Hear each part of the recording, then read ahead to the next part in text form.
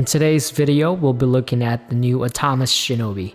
There are a couple of reviews out already, but most were sponsored, so they're probably biased. Best way to find out if something is good is to test it yourself. So why bother with this monitor? Well, we're very fortunate nowadays with affordable camera gear options.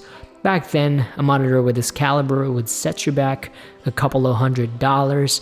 Fast forward to today, it'll cost you around a couple of $100. First thing that caught my eye with this monitor is its nuts rating. This monitor's brightness is 1000 nits. That's HDR brightness territory. As you can see here, the difference between the screen of the Pocket 4K outdoors is quite drastic.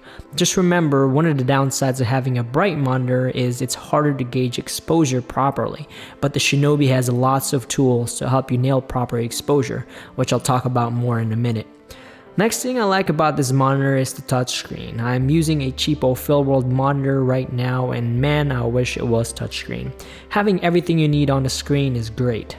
That being said, you definitely need a screen protector ASAP since all your operations are done via touching.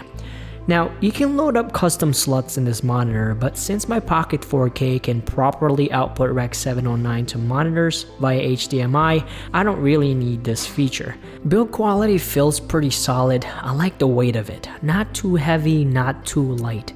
It has a really nice slick look to it, very professional looking. However, it does feel pretty fragile. I wouldn't really drop this thing as if I can help it, you know. It doesn't feel like a small HD build, but I don't know. It's my first Atomos monitor, so maybe it is tough. Unfortunately, it only comes with Sony L battery plate, which sucks for me since I have a lot of Canon bats. But above all, aside for the brightness, the thing that drew me to this monitor are the features it came in at the price point.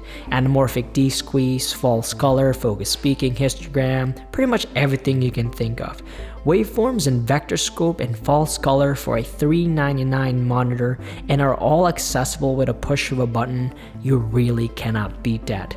The negatives so far: to cut down the cost, the monitor don't come with much. No cables, no monitor arm, just a power adapter and a dummy battery plate.